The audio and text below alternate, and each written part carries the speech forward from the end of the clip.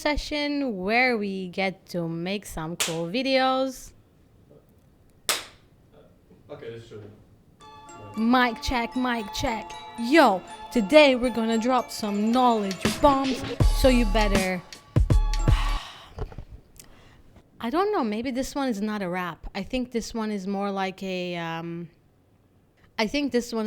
Adele. Yeah, it's gonna be more like Adele. Let the sky fall when it crumbles. We will stand tall and face it all together at Skyfall. These videos must be done.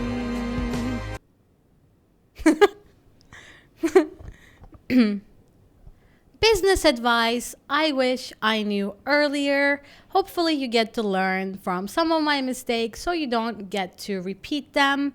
I really wish this is the kind of video that I had access to when I was first starting my own business, little over 3 years ago now. So let's dive into it. I really wish that I wasn't doubting myself all that much, because in the very, very early stages, I think I was a little bit too much inside my own head. And the moment I finally found the courage to break through that, I started to really enjoy the process of building an online business.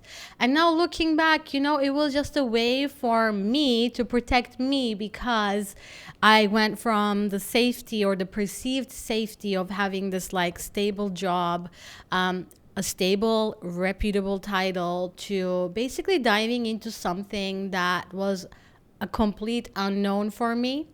And it is so human for this tendency to want to have ourselves protected.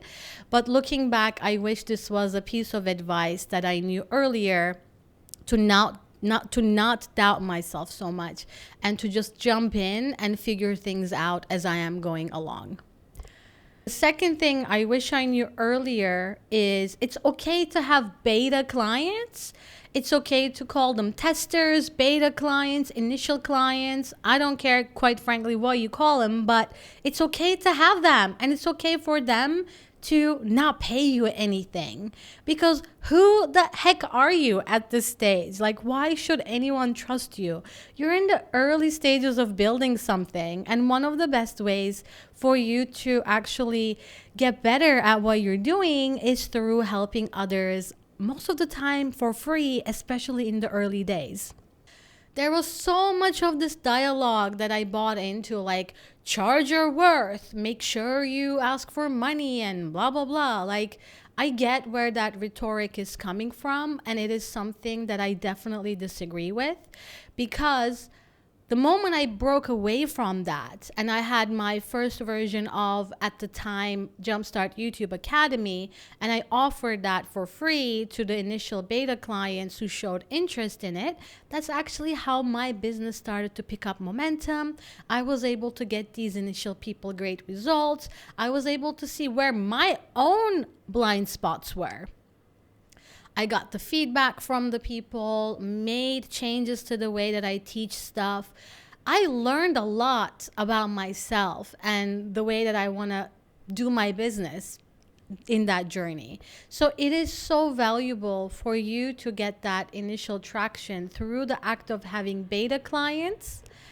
And then later down the line, once you actually also build that confidence through building your competence, you can get to a place where you're able to charge great money and earn a wonderful living doing what you love. But unfortunately, this piece of the puzzle has to come first. Another thing I wish I knew earlier was trusting myself more. And this is a little bit different than the first point. What I mean by this is reducing the noise, listening to myself, and follow my own gut, follow my own heart, follow my own intuition, follow my own head, and then move in the direction that I want to move. It is so easy when you're in the early stages of running your own business that there's a lot that you don't know. And you're probably in this space where there is a lot of knowledge gaps.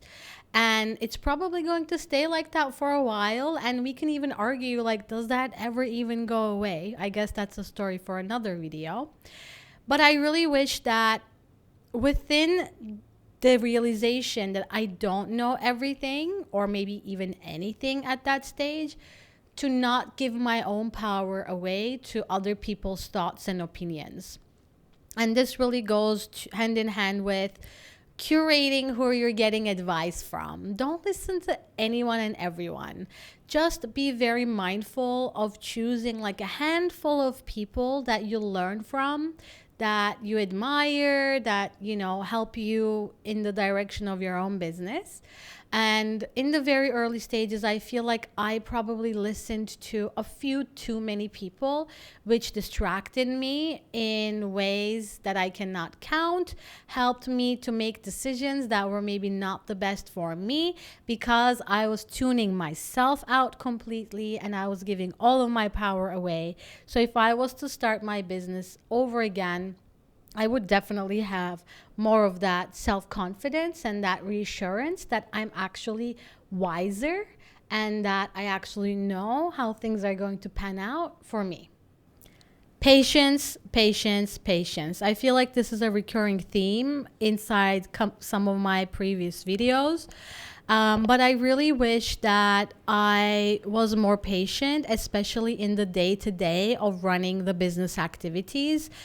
It is so frustrating when you are putting all the work in, but things are not really moving the direction that you want them to at the speed that you desire it. I really wish that I enjoyed that journey and I honored it a little bit more. I think there were times where I probably beat myself up a little bit too much for not having the immediate results that I wanted. The moment I let go of that expectation from myself, that like things needed to be done yesterday, I felt like this whole new world opened up for me, and I started to run my business from a place of joy again, because there wasn't these artificial deadlines that I put upon myself. Now, don't get me wrong, I feel like running a business definitely does require occasionally deadlines and being mindful of your time. At some point, you do have to finish a project, you have to ship it, you have to put it out there in the world. But if it is actually constraining you and it's causing you more stress than anything, it's probably not the most healthy approach.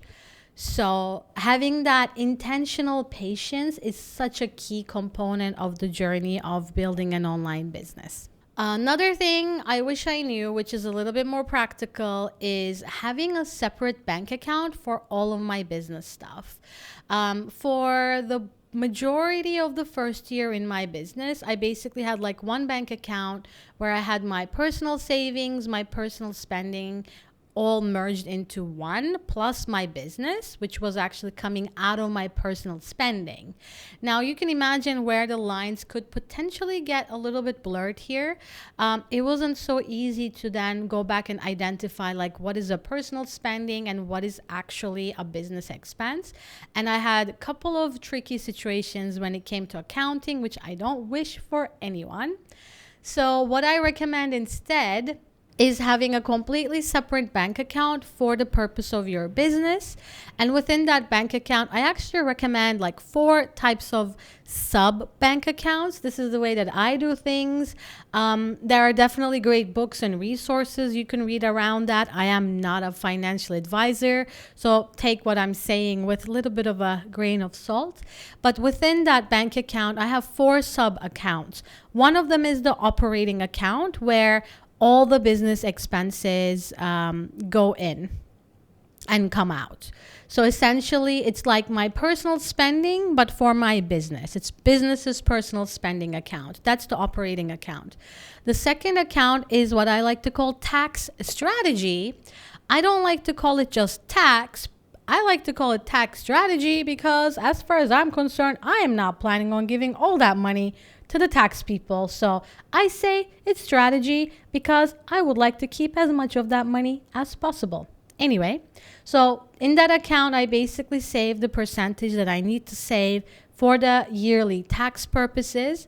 And when the time comes to pay taxes, I'm not going to be in any kind of shock or surprise. If anything, I'm going to be pleasantly surprised to see a whole bunch of money way later down the line make its way back to my operating account. So that is the second account I recommend. The third one is what I like to call future projects. This is where you can save up for like that online course you wanted to take, those online trainings you wanted to be a part of. Maybe there's like a business conference you want to attend. Maybe there is a team member you want to hire for a special project. That's where all that money goes to, so that when that money is saved there, you can confidently look and say, okay, now I can actually make this higher, or I can really buy that thing without having that work against you while you're running your business. The fourth account is my own money. So that's my personal salary that I pay myself through the work that I'm doing. And the percentage at which you adjust these four accounts would completely be dependent on the way that you run your business, what your tax laws and rates are like. So definitely, like I said, take what I said with a bit of a grain of salt, but I think it is very, very important to have a completely separate bank account and have it be structured so that you're actually running a full, proper business, and the personal and the business don't get mingled as much. Or, quite frankly, they shouldn't really get mingled at all. You know, like having a business is one of the best personal development journeys you can ever go on. Like, it's so beautiful, it's so profound. I wouldn't change it for a thing. Um, if I was to start this all over again, I would change my mindset around the way I structure my business. I think around the time that I got started, there was too much of this rhetoric around having a scalable offer. If your offer is not scalable, is that even a sustainable business? And I think I bought into that a little bit too soon, and I created a group program. If I was to start things all over again, I would be totally okay with having one-on-one clients for probably a longer amount of time, as long as I am charging appropriately and I'm getting the work that I love to do with that client, and I get to see the results that they're getting, all the while I am able to like refine my own teaching, my own approach, and my own ability to teach. I would take one-on-one clients any time of day. I think it is very profound, and I think it is so overlooked in this day and age where scaling everything is like this holy grail, but that is not true, and it cannot be further away from the truth. So if you are in the early phases of your business as an online coach or consultant, it is absolutely okay for you to take one-on-one clients until you reach that point where you have the room to objectively look and decide whether having a group program is the next logical step for you. And the last thing I want to share, which is I think the most important, is to go deep, very deep, but be mindful when you need to widen again. So I got my start as a video and YouTube marketer, and then I went very, very, very deep into the world of YouTube.